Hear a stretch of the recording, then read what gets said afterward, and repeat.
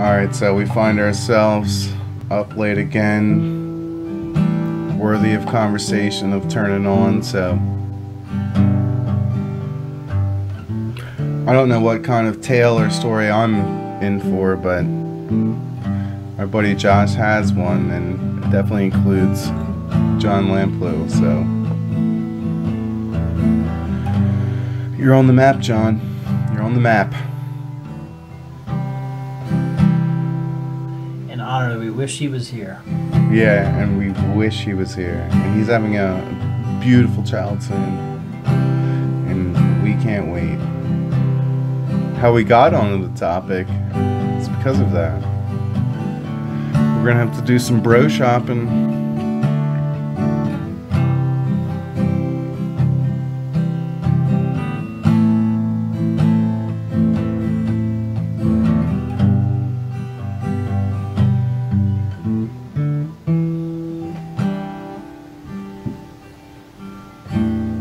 Switch to America for a second.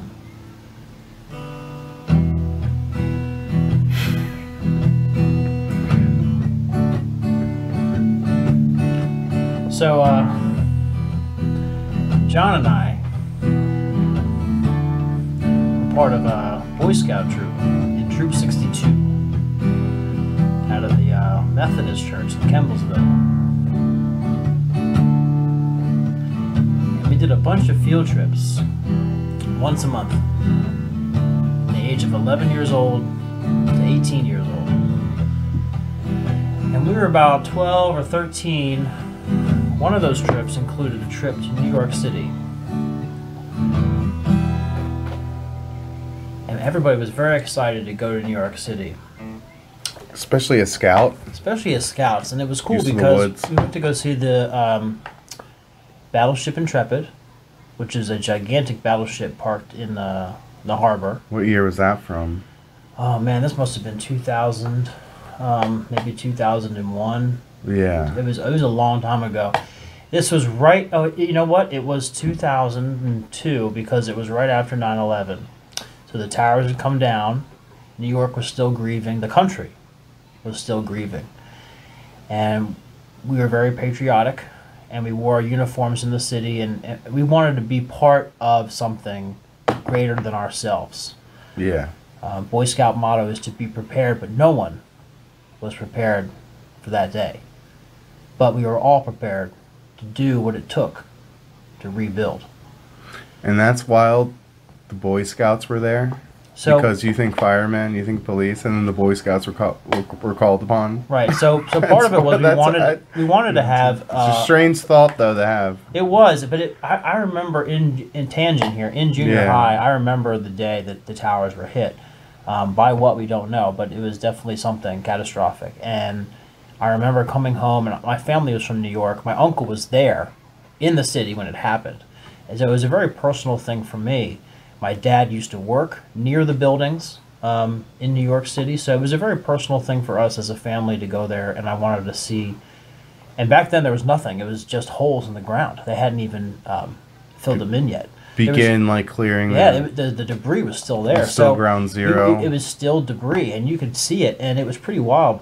At least I remember it being something. Dude, the debris, when you think about, how much, we just cleaned a car recently. Right. Think about cleaning that city. Oh my gosh, it was massive. How long does it take to clean, a building that's not even a mile away, maybe 200 feet away, a couple blocks away, covered in dust, right.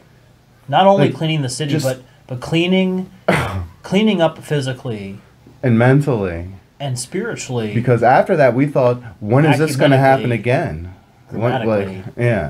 Consequently, educationally, but it was something. It was a momentous occasion, and so we camped in New Jersey. And when we got to New Jersey, we set up our tents at night, like we always did. It was raining. The next day, there was a massive windstorm. This is February. I'm sorry, January. January in New Jersey in 2001. January in New Jersey. It's not a good time. It was cold. It was so. How cold was it? It was so cold that in the next morning, we spilled orange soda on the picnic table Yeah. And it spilled right in the middle of the pickup table, and it flowed out from the bottle, the 2-liter, and it froze before it got to the end of the table. Oh my gosh. That's how cold it was. I was sleeping in a tent with 7 other kids. It was packed. And one guy had to What was, relieve like, himself. how big of but a you tent? couldn't go out. Tent's probably... Like compared it's to for 2 adults. compared to my like 6-person quotation mark Right. tent, which really sleeps like 3 full-grown men really good. Correct. Maybe 4 if Yeah. you're tight. So This was a backpacking tent for 2 adults, so we fit 7 11-year-olds in there. Oh my or however old gosh. we were, 11, 13. It's really a hard time to remember, but we were young. And we were all on top of each other, hanging out, telling junior high school stories. And some guy had to relieve himself, and he didn't want to get out of the tent because it was cold, so he ended up relieving himself outside the door, which is where all of our shoes were. Oh So all of my our shoes had gosh. frozen. Yeah, it was awesome. Pretty Oh funny. my So anyway, so gosh. the next morning we wake up, our boots are frozen. We figured out why. not just frozen though. Don't skip yeah, over that. it was- they're Right. They're piss Orange shoes. soda is spilled and frozen.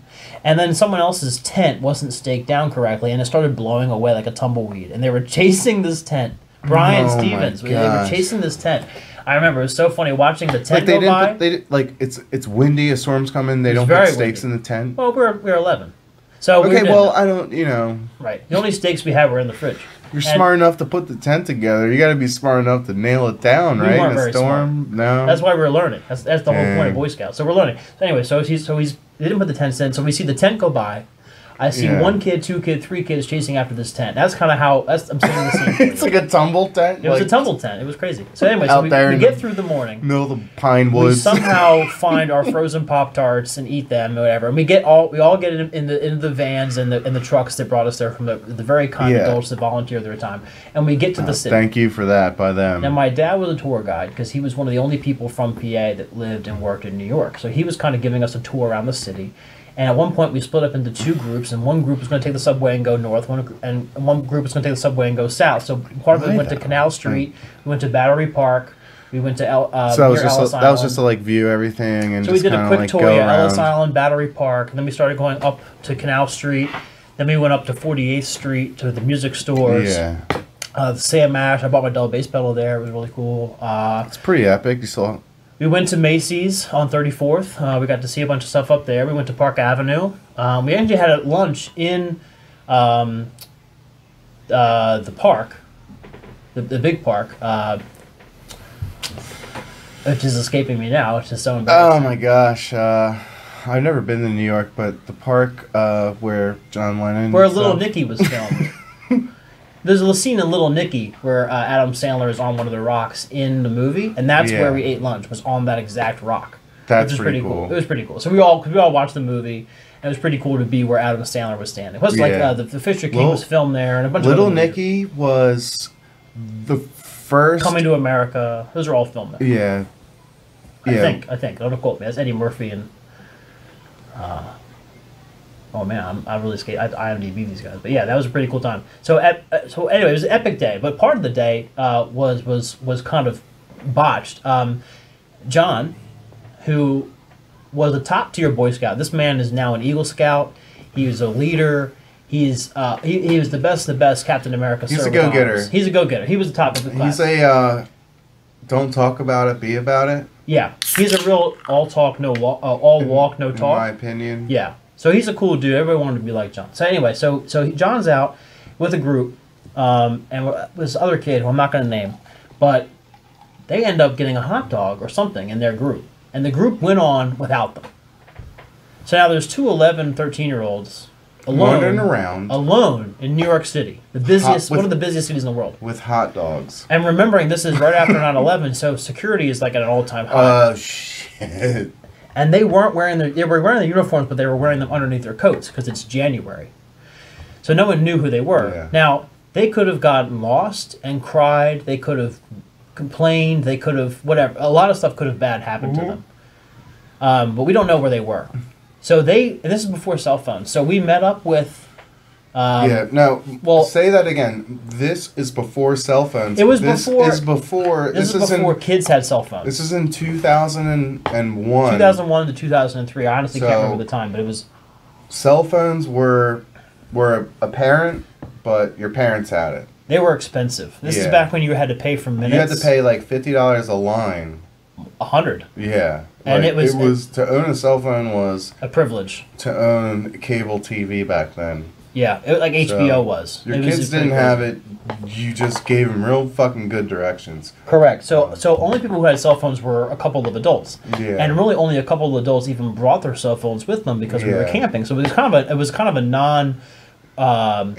non-verbal rule, unwritten law, if you will, that you didn't bring cell phones on camp out trips. So only a couple of adults had them. The Scoutmaster had one, and my dad had one, and that was with the leaders of the two groups. So anyway, the two boys are separated. One group is going to Ground Zero. The other group is going to meet up there later. The first group gets to Ground Zero. They do a head count. They're missing 2. No problem. 2 is a good number to miss because 2 is the buddy system. So you know if you're missing 2, they're probably somewhere else. So who was missing 2? Was your dad missing 2? No. So actually, I forget who was missing 2. But one group was missing 2. I'm trying to place myself in his shoes. Right. When you go, 1, 2, 3, 4, 5, 6, and then correct. Right. So I think John was with the other group. Yeah. And John is an adventurer. He is an adventurer. So anyway, so they're lost. Risky guy. The group shows up. Group they're missing 2. Yeah, missing 1's a problem. That means your buddy didn't fail. But missing 2 is okay. So 2 is okay. We figure, okay, they must be with the other group, right? So then my dad and our group show up, and we have all accounted for. But they said, hey, is John with you? And this other kid. And they go, no, they're not with us. They're with you. Well, they're not with us. Well, where are they? So we don't know where they are. So we're like, where's John?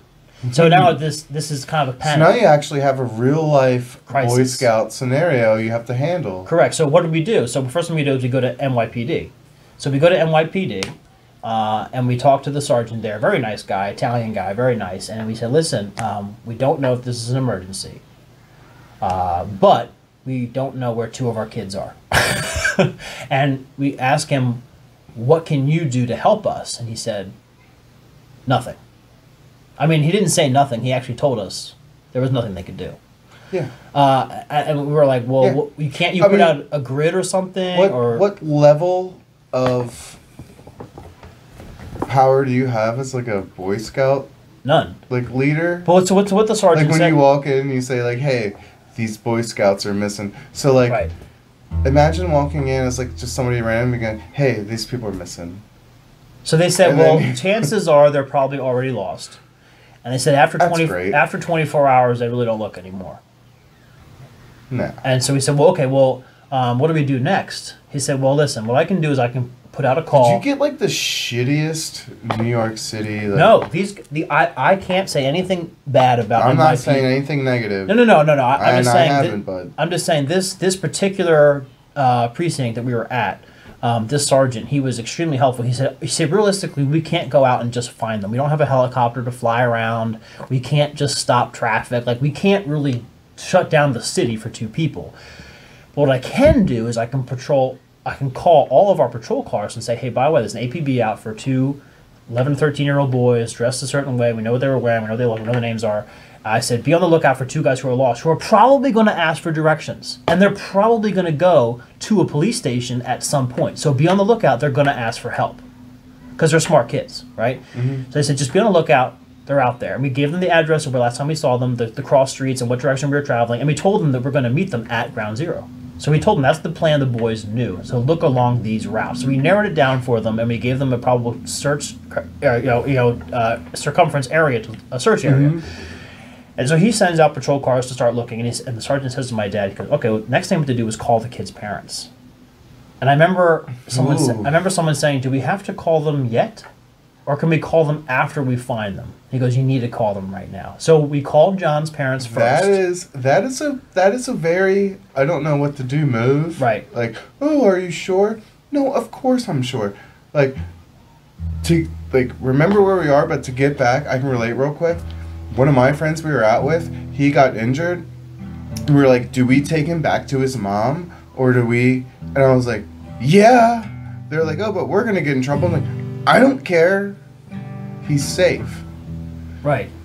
So that's what I think. You know what I mean? So we decide, okay, make the right decision. We're gonna call John's parents first. Make the right decision. You don't go, oh, what about this? The phone rings once. Hmm? It rings twice. It rings 3 times. It rings 4 times. It rings 5 times. It goes to the voicemail. Hi, you've reached so-and-so. Please leave a message after the tone. God bless. How do you leave a message that your son is lost in New York City? You don't. So you hang up. Yeah. Call back. Good move. We go to the next kid's family. Phone rings once. Phone rings twice. Phone rings 3 times. They're probably like, goddamn sales call. Like, Phone rings 3 times. A woman answers. Hello? Oh, man. Hello? We say, hello, this is so-and-so from Troop 62. We just wanted to tell you that your son is lost in New York City. And there's a long pause. Shh. Shut up. The person on the phone in our room puts the phone to his chest and puts his hand over the receiver. He says, I heard a thud. She had fainted. A second later, he hears a male voice on the other end of the phone. Hello? Who is this? You say, hi. Who is this? He goes, oh, this is so-and-so's stepfather, so-and-so's husband. Oh, listen, your stepson is lost in New York City. He goes, oh my God, my wife just fainted. And they're like, are you serious? This is a prank. No, it's not a prank. And he said, well, what are you doing about it? I said, well, we're at the New York City station right now, and we're going to find him. Oh my gosh. Because and he said, this is how cool he was. He said, okay, call me when you find him. And he hung up the phone. Yeah, I'd be fucking pissed too because, pardon my language, but my wife's fainted. Stepson's missing. I got to deal with this first. The immediate thing I can solve is what I'm doing first. So now 2 boys are lost. Families have been called. Gosh. And we're panicking. It's been an hour now. This is Johnny. And we all start looking. John. So both John the drummer. Right. So here's what we do. So one group starts combing the subways. One group starts looking on the streets. So and a third group goes back to ground it's center. like back to like the movie. Like, all right, we lost some people, but we all have to separate. Right. No, but here's what happens. So one group starts combing the city. One group starts combing the subways. Another group goes back to ground zero. So John... It's like a real Boy Scout mission. So we go back to ground zero, and guess what they find at ground zero? They find John. Yeah. And this other kid. Yeah. Waiting for them. And they go, oh my God, we found them. And they first thing they do is they call us. They tell, oh my God, everybody's so happy. We call back the parents. They say, oh my God. It was a couple hours, and they found him. They said, okay, so tell us, what happened? What happened? How did you get here? How did you know where to find us in this city you've never been to at 12 years old? And John said, well, we knew we got separated, but we knew where we were going. So we asked one person, how do we get to ground zero? Then we asked the second person, how do we get to ground zero? Then we asked the third person, how do we get to ground zero? Then we asked the fourth person, the fifth person, the sixth person, and the seventh person. They asked 7 people. How do we get to ground zero? And every single person gave them the same answer. They said, that must be the right way. Now, they had 2 coins in their pocket. This is back before the subway card. Mm-hmm. So you actually had to have tokens. Mm-hmm. So now they have a credit card you can use. We used to have the machines. So they were just starting that card process. They have everything uses cards now, but this is back when they had tokens. You had to put the token in the turnstile to get through. So they had two tokens each in their pockets, and they used their tokens to get through the subway. And they followed the directions they were given 7 times, and they got to ground zero in no time. They actually beat the search party back. So they were you guys already had been there. We had been there and left and got back, and by the time we had got back, they were already there waiting for us. They actually beat us the number one survival rule is don't leave. Don't leave for 24 hours at least. At least from where you're trapped. They say 36 hours. Right. Because that's when you're going to begin dehydration, and if you don't have water where you're at, and I'm not saying like anything correlation like New York City, but like that's when you leave. But they were very smart. So theoretically, though, you guys should have stayed at ground zero and just waited for them to show up. Well, we didn't know where they were, though. So we went back to wait for them, and they had already beaten us there. So it was really cool to run into them again. We were so happy and overjoyed. We called all the families back, and we told them, hey, yes, this is fine. And everything was fine. So they were very resourceful. Tail between the legs job there. They were very resourceful. They found their way back all by themselves. It was very brave. They didn't break down. They were very smart, savvy young men, and we're all very proud of them. We went on to the rest of the day like nothing happened. We had lunch. It was fine. It was like no big deal. And then we all went back to the camp. And the second day we went out to the Intrepid. And then on the third day we went home. We left on Friday nights and we came back Sunday afternoons. So it's good to have that experience because We're used to the woods. Right. I'm used to the woods. I would rather be lost in the woods than in the city. Well, that's only part one. Here's part two. So on Sunday, so we last left off. We had found our Boy Scouts in the city. They had used their wits and their tokens to get to Ground Zero using 7 people's directions to find their way. Very smart. We had gone on the rest of our trip. We went to Battleship Intrepid, and the third day on Sunday we were going to go back to camp. So we packed up camp. We got in the vans.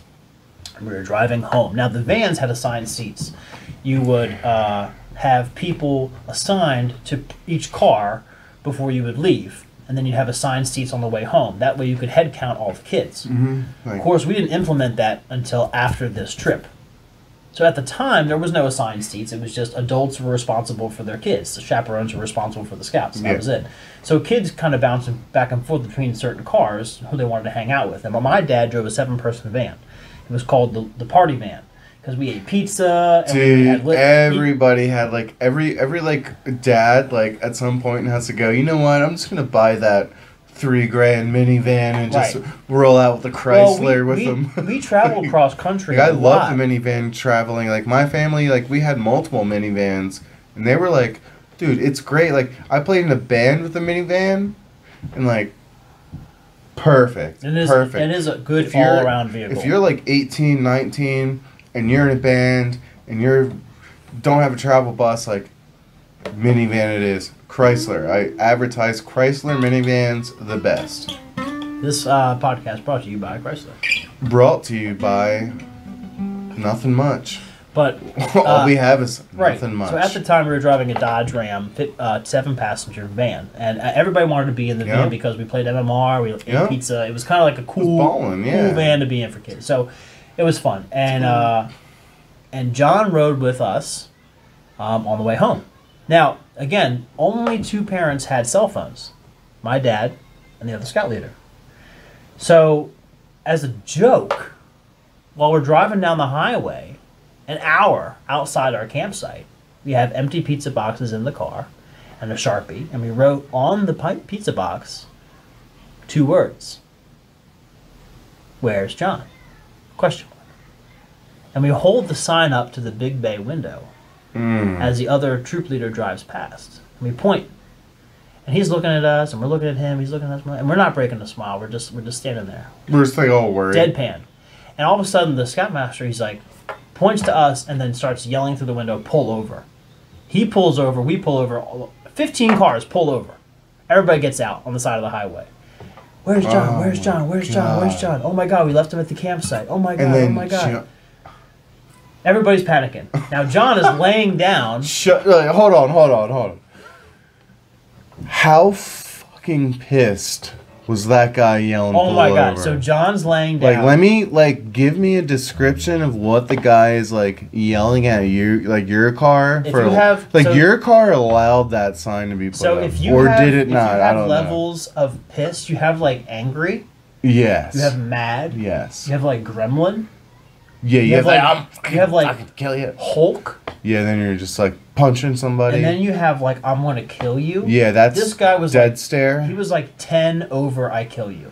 So this guy was just mentally like you his blood was like bursting out of his veins. His neck was throbbing. I thought he was gonna have a heart attack. Yeah, his throat fucking probably exploded. There were marks in his steering wheel from where he was grabbing it. So he pulls over, he gets out, slams the car door, comes walking over to my dad's vehicle. All kinds of fun words came out, and he goes, "I can't believe this is the second time we got to circle around. We got to go back. I can't believe this is." And all of a sudden, look who pops out of the van. John. It was like a fucking. And we're like, big fat joke. It was supposed to be funny, and they're like, "That's not funny." And us in the van, we were laughing hysterical. We thought it was the most hilarious thing in the world. Dude, it's like one of those things. Like the person who did it is like the 10 times the funniest satisfaction he's ever had. But everybody else, like, they will never ever get that. They will never get it. Like, so it was hysterical, and ever that's since so funny. It's like, and ever since then, we implemented a head count rule. We implemented a seat count rule. You had to have assigned cars coming to and from. So you guys are like the reason for like stripped of rights. And we never went to the city ever again. Like John single-handedly like ruined Boy Scouts for like multiple people. But years later, John went on to work at one of the biggest. I'm not gonna say ruin. camps. I take that back. John's a fucking amazing Boy Scout. Well, he went on to work at one of the highest scout He donated camps his in the truck area. recently. Donated his truck. He did an Eagle He's Scout done, like, project for the ultra- community. Dude, he's like nonstop with that. Above and beyond. Above and beyond. So great scout. Very funny. And What stayed do with you- the program all the What do you think about my car? Is that thing donatable? I think it's donatable. I think it is actually. Yeah, I mean, it was pretty funny. So going on from then on, I'd every rather time we went on donate the it trip, then. the joke was, "Where's John?" Every time he went Oh, somewhere, and it was man, kind of this dude. funny thing. And he still tells He's that the story too. he's the wild card Right. at the time. And the stories, there's a lot more to it that we can't really fit in this condensed Nah, version. But we that's don't want basically it the in ins and there. outs of it. It was just, it was a heartache. It was amazing. It's it a was good thrilling. Boy Scout story though. Like you don't Pretty hear incredible. that. Like, dude, that's. So what level were you at the time? We were Star Scouts, Star. So entry level. so compare that to like when you would graduate like high school. Like I'm a Life Scout. He's an Eagle Scout. So it'd be like being a freshman yeah. or eighth grader. That's what you're very young. See, I joined Boy Scouts early. I was a Cub Scout. I was in first grade in Kimballsville, and like they had a really good program. They did. But at the time that was going on, I wanted to play hockey at Mm. Christiana roller rink of all things, like roller I remember hockey. that place. So I would just because that's where I grew up in Christiana, like in Newark. So I would roller hockey like an SOB, dude, SOB. So like I didn't have time for like Pennsylvania things. Like for my first like 5 years of Pennsylvania, it was still like left in Delaware, just like roller hockey, like ice hockey, football. And then by the time it hit like middle school, I started playing middle school football. And then it was just too much because I value my spare time more than I valued the sport, which I still do. Decisions. Yeah, but I'm not sitting here. I'm 5. First of all, if anybody's listening, I'm 5'10" and a half. Since I'm like 6'8". Be like, yeah, I just gave it up. Yeah, I just gave it all. I was 5'10". I was playing roller hockey. Had it all. I had it all in the bank. I think the last time I played roller hockey, we were on the What? team called the Tigers. Yeah, dude. Roller skating is fucking awesome. It's a dead skill. People do not know how to roller skate. It's different than ice skating because you need It different is. momentum. It is. You can't It is. carve on And you gotta have fucking balls too. You gotta be ready to fall. You gotta be prepared to fall. Ice hurts, but it doesn't hurt like asphalt. Ice does not hurt because you slide. We used to say the asphalt is your fault. Yeah. Like you're not gonna do anything crazy. Like you're not gonna risk too much. Oh, no, that's what it was. If your meat meets the asphalt, it's your fault. I'd rather. That's what I used to say, and I never got that. So if your meat meets the asphalt, then it's your fault. I was like, oh, it means don't fall. If your meat meets the asphalt, it's your fault. I remember Yeah, but I remember that. the funniest time in Landenberg was In the Parsons River. Park when that just got built. That was amazing. You remember when it just got built? I- You remember before it It wasn't was there? just a field. I Yeah. feel like all parks are just fields before they put fences around them. I remember when Parsons Park was just like a field, and then a neighborhood started getting built, and Wawa finally not Wawa, Land Hope. Land Hope. Remember? The land of hope. So that's where I started with, it was a Land Hope in Kimballsville, and we all were in Kimballsville school. So the first time I got busted by the police? Second grade. No, I was, You be honest, dude, I didn't get in trouble with the cops, but no, so Parsons Park is funny because it's built on a hillside and it overlooks the other hill, which is a vineyard. So if you walk down the hill, it goes to the creek, which creek goes up the hill, goes in the vineyard. But the paths all wind down the hill. So if you park far enough down the paths, you're out of view from the main road. And this is before they put the security cameras in. In fact, I think it's because of us that they put the security cameras in. So we used to drive down there. I didn't do drugs at the time, but a lot of other people did. And they would smoke or whatever or drink down there. And I remember we were in this car and we're having a good time. It was a perfect spot to sit and party because you could hide it before your parents. And but like, the thing was, like, you know what I mean? Like, because you nailed it earlier. Yeah. When you're at the bottom lot, you can see the top when cars pull in. Well, the thing but is, they cannot see you. Well, it's a catch-22 though, because you can only come in and out through one entrance. Yeah. So what we would do is we would sit there and we'd have the rearview mirror aimed at the top. And there was 2 lots. And you'd see headlights pass on the road all the time, but this one time these headlights didn't pass, they turned in. And the headlights are coming down the hill. And they're getting brighter.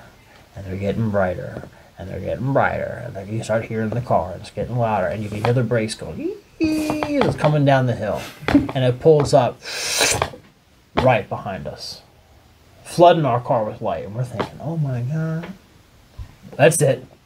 We're done. Grounded, detention, arrested, death. Right? Yeah. You might as well die at that point. Give up your next year. We start stuffing stuff in the seats. We start throwing stuff out the window. There's people chugging stuff. There's people eating stuff. We're just going bananas. Yeah. A knock comes on the window. Very reluctantly, the driver, against all of us requesting him to not do it, rolls the window down. And when I say roll, I don't mean hit the button. I mean he had to crank the window down. Oh, yeah. He's cranking this window, hand shaking like an ant on an earthquake. It's just, and he's shaking the window. It's rattling in his hand, and the window comes down. Smoke is pouring out the window, and a voice comes in and says, "You got any weed?" It was our other friend who didn't meet us. Oh my God, and dude. he was late to the party. And you remember how paranoid you were back then? I got out of the car, threw him on the ground, and started to pummel him. And I remember hitting him at least twice. No. And the girl pulls me up. She goes, "What are you doing to whatever his name?"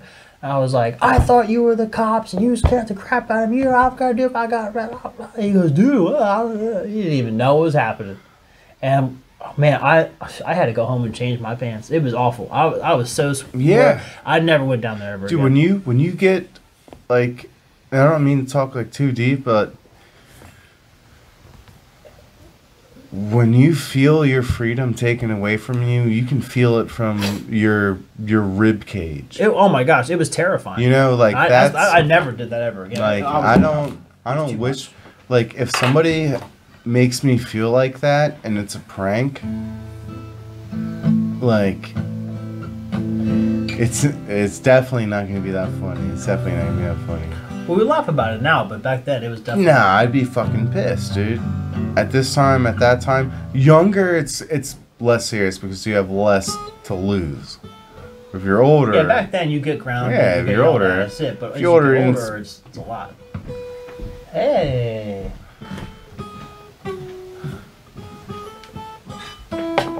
But yeah, Parsons, man, it was that was back right when they were building the skate park.